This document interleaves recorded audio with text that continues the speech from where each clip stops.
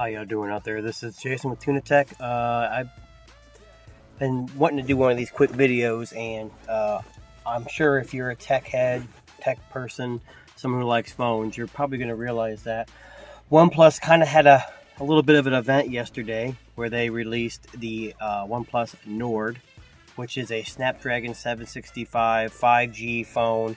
I believe Europe, India area, not expected to come to United States or North America at this point.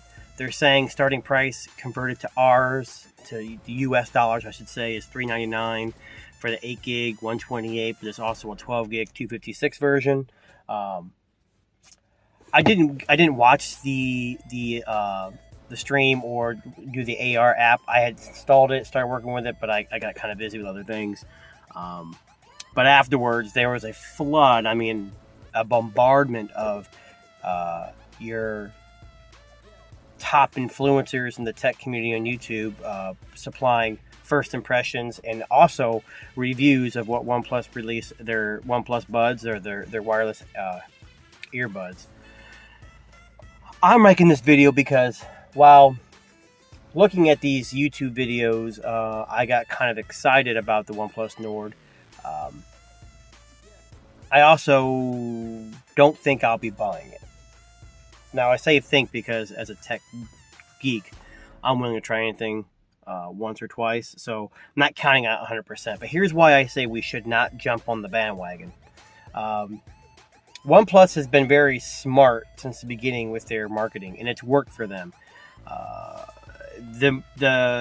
wouldn't say scheme. The idea behind the OnePlus Nord now is, hey, we only took 6 months to make this. We've left the community out by raising our prices slowly. Let's tell them we're back to our roots, and this is the new thing. And in all reality, I think I read somewhere that in the UK or in overseas, Amazon pre-orders have pretty much been the fastest selling phone. But here's why I say don't buy it. Well, it seems like a pretty good phone, and OnePlus does have a pretty good track record with their software, and their quality has gone way up. I've had a 7T, a 7 Pro, a 7T Pro, an 8 Pro. I bought the first OnePlus years and years and years ago, and they're pretty good at listening to the customers. But the 765G or the Snapdragon 765 brings 5G to the masses, and and I've never owned a phone with a 765, but from what I'm reading and hearing and seeing, the speed is great for everyday tasks and even some light gaming. So the general public may really benefit from this instead of buying an 865 chipset phone that's going to cost a lot more because of the markups of that chipset. But a couple reasons why I say it's a good idea to wait is because while the Nord is a good phone, you've got the Pixel 4a supposedly going to be released, whatever they call it. I don't know if they're waiting until the 5, but even the Pixel 5, they're saying may only have a 765 or an equivalent at that time. And Pixel is going to be a pure Android experience. It's going to have updates quicker. So that's one thing. Now, again, I'm going based on something that's not even available yet, and it's been rumored and leaked. And you can YouTube search that. It'll be everywhere. The other thing is you have the Velvet, the LG Velvet. Now, there's an article yesterday that says AT&T is selling it half off for new subscribers if you add new line or whatever. But they're also selling it brand new, not unlocked, but you can buy it at full price. So you don't get locked in for $599. Now, that may seem like a higher price than the Nord, but hear me out. The Nord is $399 where it's being sold. If it comes over here, it's more likely going to be more expensive. I have not owned an LG Velvet. I don't know how good it is. The reviews I've seen is saying it's stunning to look at. It's decent, but the performance kind of lags, which LG is. I'm not a huge fan of LG software. I'm actually shooting this video on an LG V60, which, again, it's kind of like my backup or my go-to phone. It's the one I always hang around, but there's something spectacular about it, but it just works.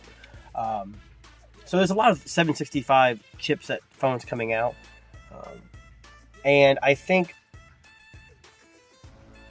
OnePlus has positioned themselves in a good place, whereas Google has kind of taken a few steps back. I don't know if they're rethinking things or if they're waiting for the COVID-19 pandemic. I'm not really sure what their play is there. But Google has a tendency to wait or push out products that weren't quite ready, but usually fix them down the road. I've heard with this, like the Pixel Buds. I had nothing but trouble with the Pixel Buds, and they had disconnect issues, and I sent them back. And when they sent me the replacements, I just got rid of them. But I was told in the past that, and recently with the Buds, they did a software update, did some kind of feature thing, and now everyone loves them, or is starting to like them more. So is the OnePlus Nord the worst phone ever? Probably not. I've never seen one, and reviews won't be out for a while. There was a article again where they're going to send 50 phones to North America, Canada, and US, OnePlus's Nord devices, and they're going to allow people to look at them and be honest with their reviews. Now, is there some quote-unquote air quotes about, hey, you need to have a positive impression on this, or are they really looking for feedback to see if they're going to bring it to the North American market? My YouTube channel is probably not going to be big enough to have any kind of influence on that decision, and nor will I even get an opportunity to probably use one. But that's promising in the fact that I think the 765 chip offers a great compromise from your high-end 8 Pro and Samsung Galaxies, and hopefully the Nord's camera is good. So could you buy it? I would hold off. With all new phones, especially with Android, and there's so many new phones churning out, and people upgrading and not. A good resource is eBay, Swappa, your local Facebook marketplace. A lot of times, over time, you'll find these 765s a month later, cheaper, and maybe the software updates would have figured out some initial issues.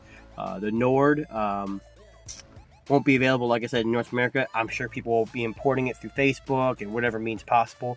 But again, you're going to be paying a premium for that, so you got to kind of do the trade-off. So don't buy the Nord. Not saying it because it's a bad phone, but there's a lot of phones coming out soon with the same specs. So, till next time,